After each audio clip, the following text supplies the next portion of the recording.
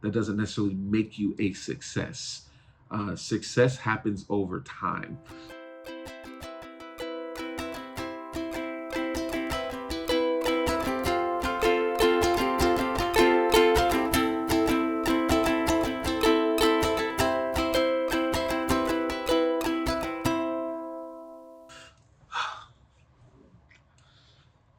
Connections are everything. Hey, what's going on, everybody? Tori and Scott here. I am broadcasting to you live from my wonderful ocean view room here in Hawaii. And it's pretty much hours after I have done a training for a company that flew me out here and hired me to actually train and coach some of their top leaders. It was an intimate group of about 21 executives for this hospitality company.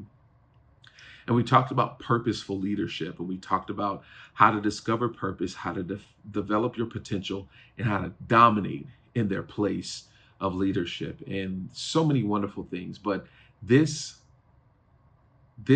video is about connections. It's about connections. Story time. In 2016, I stepped off of an actual company staff, and it was a nonprofit organization. I was the director of business development operations. Pretty significant opportunity that I had there to be on the executive staff, and it was amazing. I loved everything about it, didn't want to leave, but I felt in my heart that God was like, all right, it's time to go.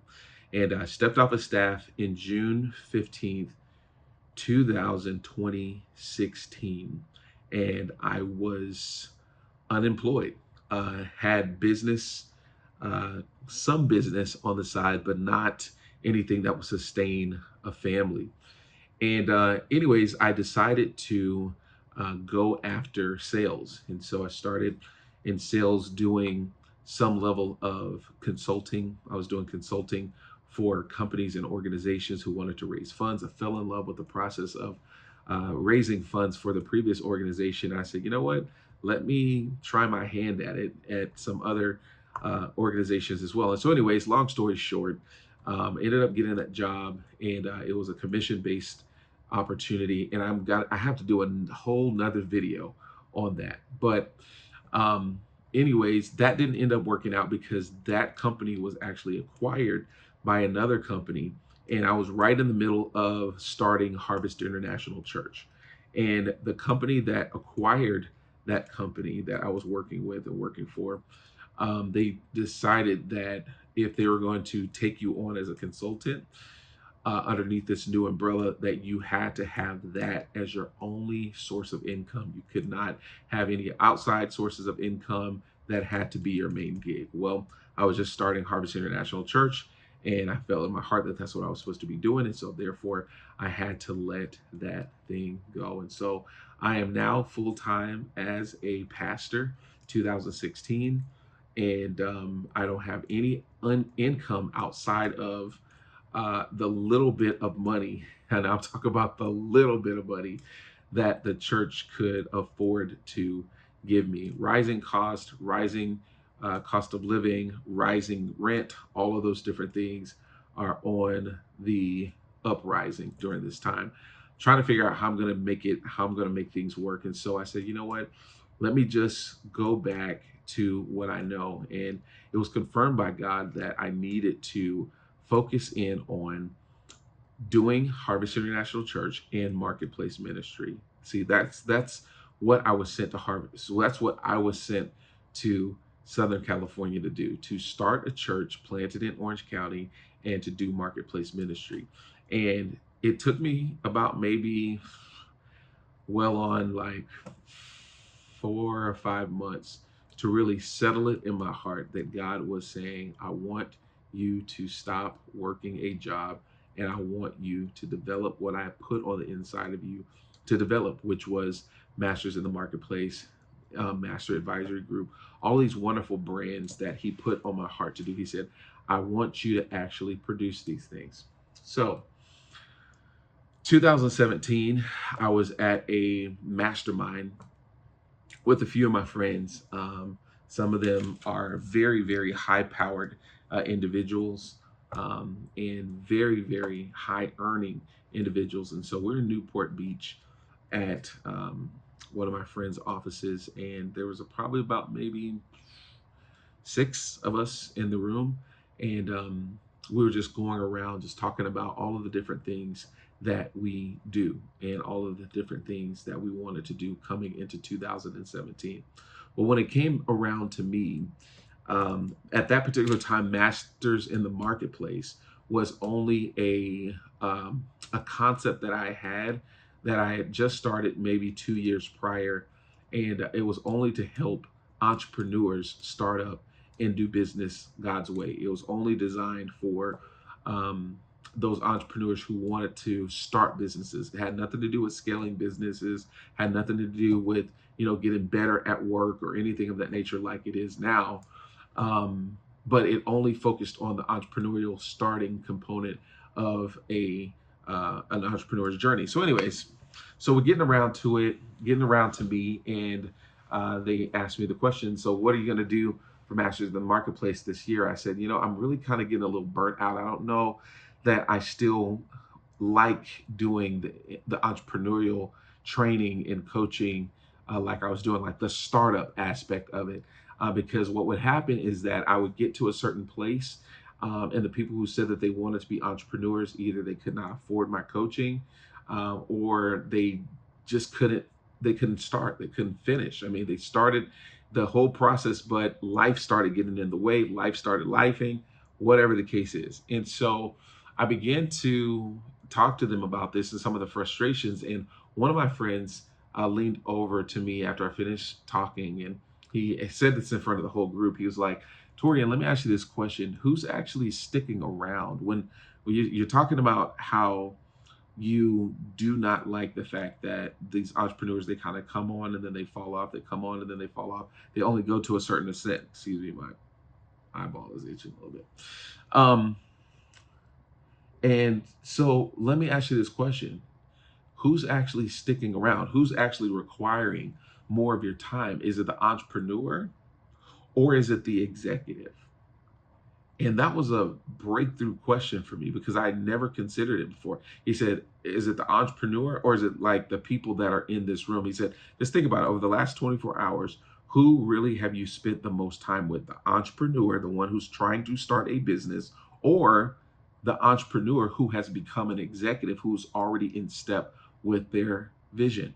And a light bulb went off on me. And really, I had a vision of doing executive coaching and leadership development for a long time. I just thought that, maybe I just wasn't qualified enough. And that's what, I kind of want you to put in the back of your mind when it comes down to, as you're growing as a leader, sometimes we disqualify ourselves based off of who's showing up in our phone. Sometimes we disqualify ourselves based off of who is patting us on the back or who's requiring more of our time. That's another video for another time. But anyways, so I am literally pondering this, and I say, the people that are actually showing up are actually the ones that are like in this room, the executives who are already in step with their vision, who need help scaling their business or need help with their teams or need help with their mindset, need help getting different barriers, getting over different barriers. They just need an outside perspective to help them grow, to help them dominate in their place of leadership, to help them discover their purpose, develop their potential, and help them dominate. That's what they're looking for. And that's who I'm helping. And so in that particular day, I made a shift and I made a change to start changing the way that I talk. During that time, I was going to a lot of networking meetings. I'd be in networking meetings in different cities. Just basically, it was just the nature of the beast during that time, 2017, 2016, around that time, I'm out and about basically. And every time I was out and about, people asked me the question, well, what is it that you do? I would share with them, well, I am Torian Scott, and I have the privilege and honor of doing executive coaching and leadership development. And they said, wow, really? Well, what do you coach on specifically? And I said, well, I help leaders to truly discover their purpose, the why behind the what and the how of their businesses, to help them get clear and crystal clear on that purpose so that they can truly start to develop that potential that they have on the inside of them, whether it be leadership potential or help them develop the leaders that are up underneath them so that they can make an impact in their industry, in their community, in the organization, XYZ, ABC. So anyways, I began to say that at all of these different networking meetings. And so I got a call in 2017 to attend a event out in LA. And this event, I didn't even want to go to this event, but one of my friends invited me out. He was speaking, and I wanted to support him. He's a fellow entrepreneur too. Love this guy. And he said, man, I would love for you to come and just support. I'm speaking, and just to kind of be in the room. And I said, okay, sure, I'll go. So I drove out to LA and went to the meeting, and meeting was great. It was cool. It was good. But it was a pitch fest, which I knew that that's what it was going to be. But in the middle of the pitch fest, I was sitting at this VIP table, and I ended up sitting next to this gentleman named Adolfo.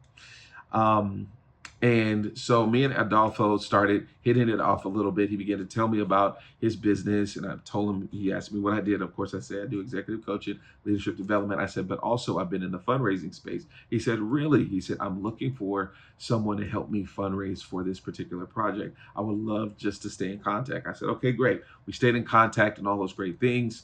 About maybe a week later, he reaches out to me. He said, hey, man, I'm really looking forward to working with you. This is what I'm doing. I'm putting together a very small, intimate pitch session, basically, for this concept that I have. Only a few investors are going to be there. I would love for you to be there, just for your support, your moral support, but it is in San Diego.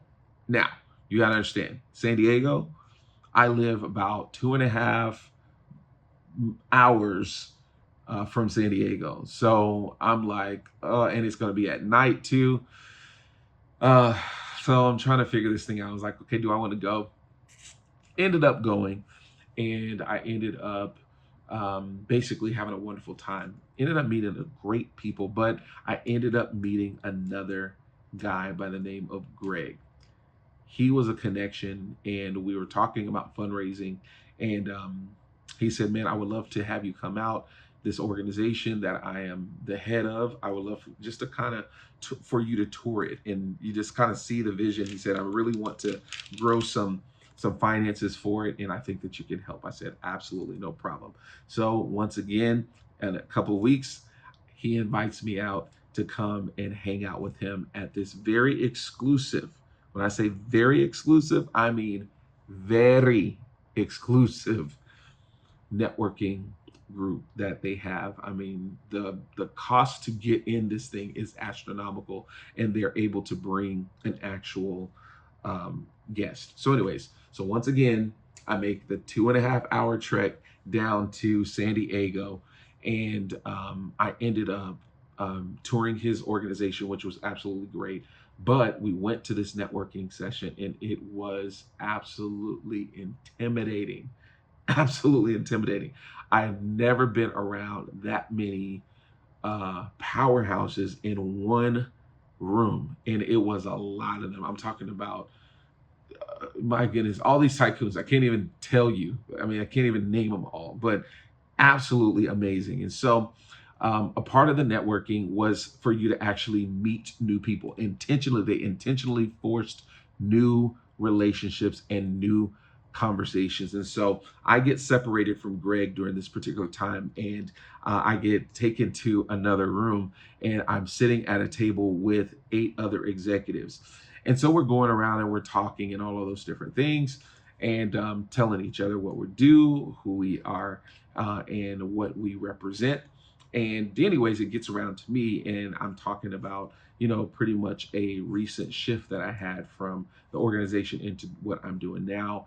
And the person that was across from me, she was listening very intently. Her name is Michelle. She was listening very intently. And after our roundtable session was over, she comes up to me and she says, you're a wonderful speaker. I would love to see you in action. What are you doing on this particular day? I said, well, depends on who's asking, right? And she said, well, I have this organization that I head up. I'm not going to be there personally because I'm already out of town, but here's this extra, who's this other person. I forget her name. I think her name is Sarah. Anyways, her name is Sarah, and she's going to take care of you. So call her, connect with her, and then we'll take it from there. I said, okay, wonderful. No problem at all.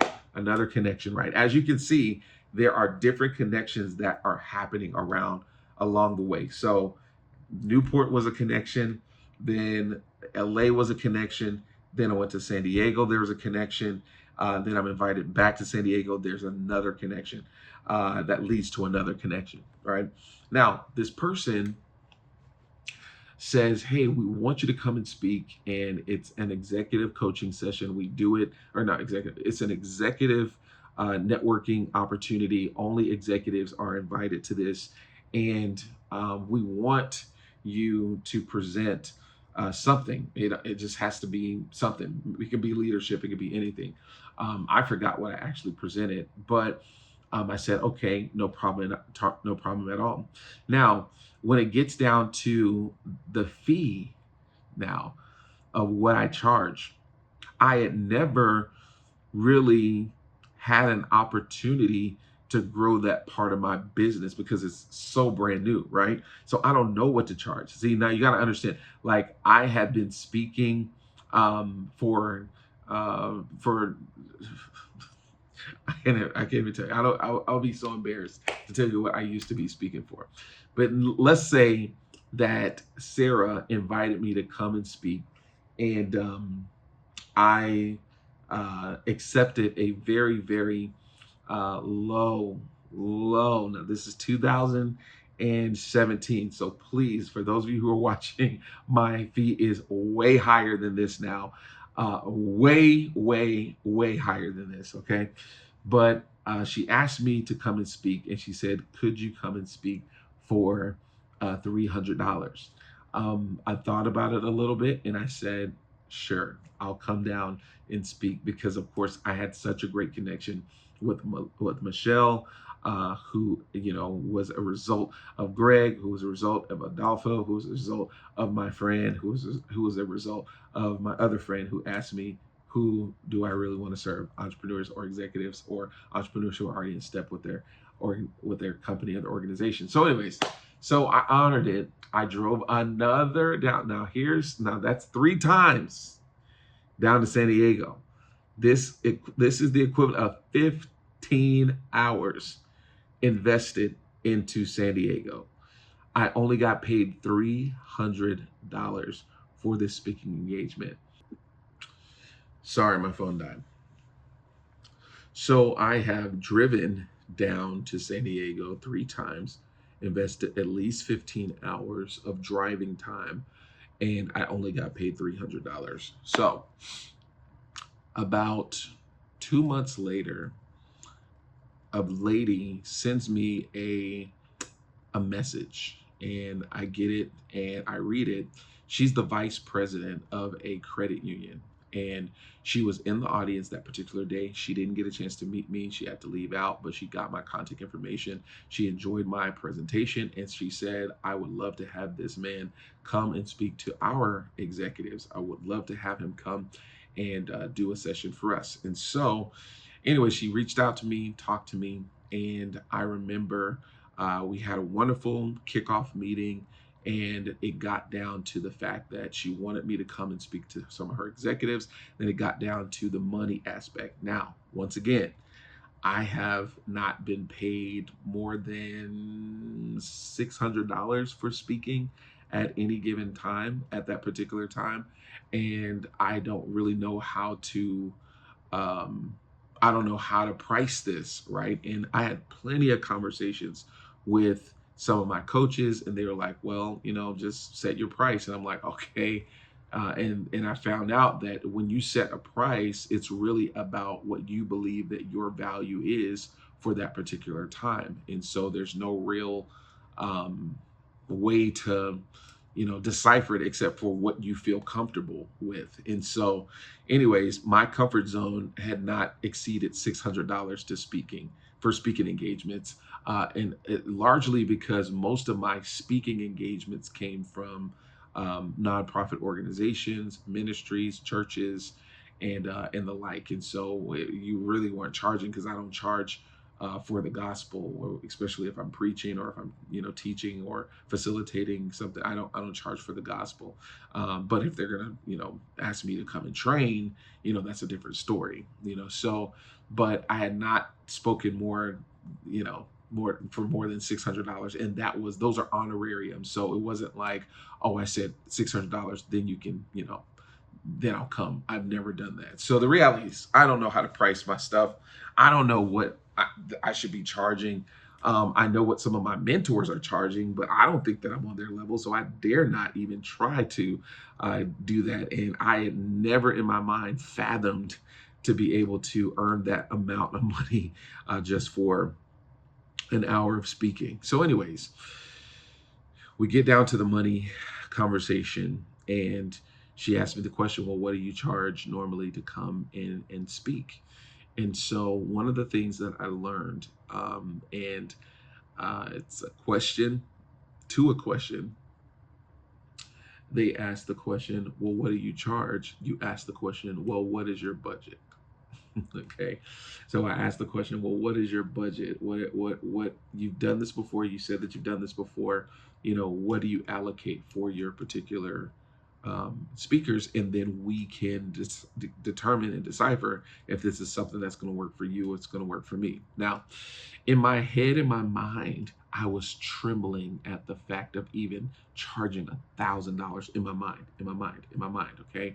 As we're having this conversation, even as I asked her that question, in my head, I had a number, $1,000, right? Okay. At least $1,000. Like, okay, like I did this other one for $300. At least this is, it's a credit union. So I know they got some money somewhere, right? So at least $1,000. And she responded back to me. She said, I know that you're probably worth way more than this, but we're only able to do for this particular one about 3,500, if that's okay. Excuse me. Excuse me. In my mind, I was like, okay, I had $1,000 in my mind, right? But she said 3,500, and I said, you know what? Since we had the conversation, I met you through this other I'll just do it for 3,000. Now, what you don't understand, during that time, I said I'll do it for $3,000 because I still had a worthiness complex with that. Now, I'm going to teach you how to overcome that. This is the reason why this is so long. I wanted to vet out all of those who just want to get down to the nitty gritty, right? You got to hear the whole story. And from that day on, my coaching fee started at that time. It's way higher than that now. I just want to just put that in there. It's way higher than that now. Okay. To have me for an hour is way more than that now. Okay. But back then, we're talking about 7 years ago, it was 3,500. And but from that day on, she invited me to go speak at another place. And at that particular place, there was a connection made with a number of people. But one of the people that actually got connected to me was a gentleman by the name of Ed. And Ed was a rising star in his company. And about a year and a half later, Ed reached out to me and said, hey, I'm now the head person in charge of all of the training and I loved how you spoke, and I said I've always wanted to work with you. I've always wanted you to come and speak to our people. And so it took me about a year and a half, but finally we're here. Would you mind coming out to Westlake Village and coming to speak there? And once again, we got down to the money aspect. We negotiated the amount of money. Like I said, once again, way higher. Well, in the background, it was powerful because when you do a good job for people, they talk about you. Okay. There's conversations that happen about you. When you're good at your craft, when you have perfected your craft, people start to talk. And the best form and the worst form of publicity is word of mouth, right? Or advertisement is word of mouth. And apparently, I was good. He enjoyed it. The people enjoyed it. Even the CEO, he was in the actual room. He enjoyed it. And so, anyways, raving fans at this particular point. And he begins to tell another colleague about me. They were looking for another speaker, and he said, I got the perfect guy to speak to you. He came and spoke to our company, and man, I'm telling you, you got to have this person. So, anyways, so 3 years ago, they called me and they said, we would love for you to come out and do some speaking. It's going to be in Cabo. And here's the thing, I said, wonderful. Yes, let's do it. Couldn't go. Why? Because my passport was expired. Missed an opportunity. Well, fast forward now, 3 years later, she calls again and says, hey, we missed you in Cabo. Can you make it to Hawaii? We'll pay for the hotel, we'll pay for the flight, and let's talk about your fee, right? And so I'm saying all of this to say, don't despise the day of small beginnings. You know, I meet so many young entrepreneurs, so many young executives that want to get there right now.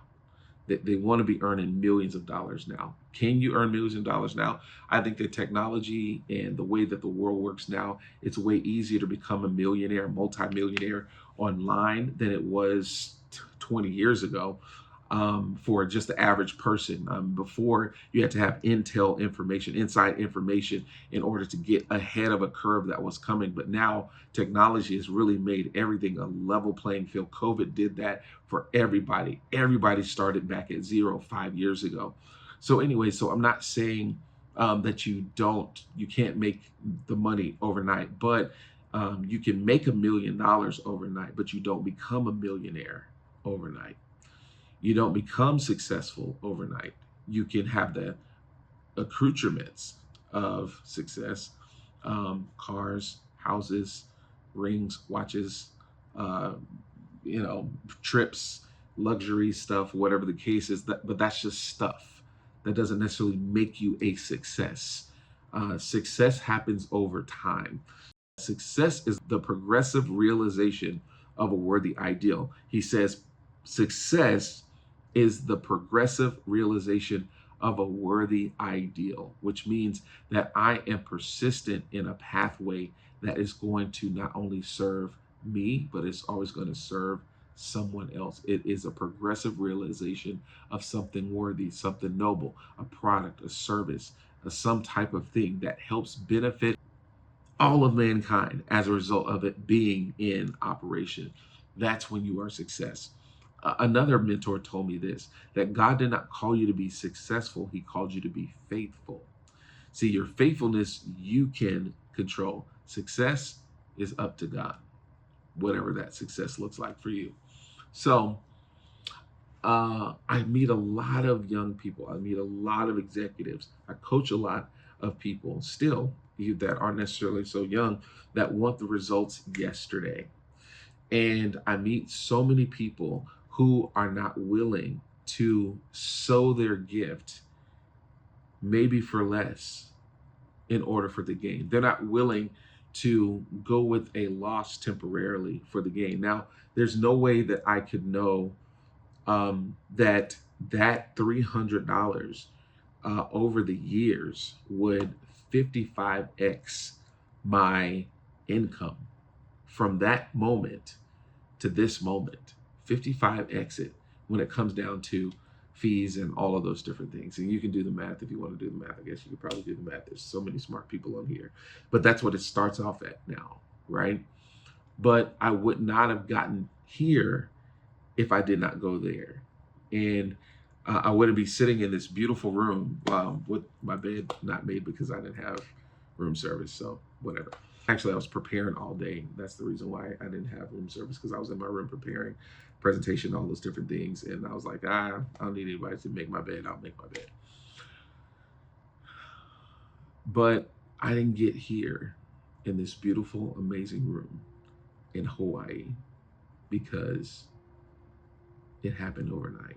We're talking about 8 years of hidden, actually 9 years, 9 years of pounding the pavement, 9 years of being consistent, 9 years of going to networking meetings, 9 years of trying and failing, 9 years of being afraid to charge more, 9 years of hearing people's fees and what people are offering and the value that they're adding to their entrepreneurs and their executives and their leaders and their communities.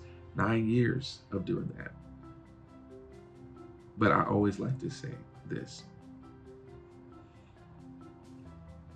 is that your opportunities are sitting silently by, waiting to be noticed. And normally they go unnoticed because they're not knocking, right? Most people say opportunity is knocking. Opportunity does not knock.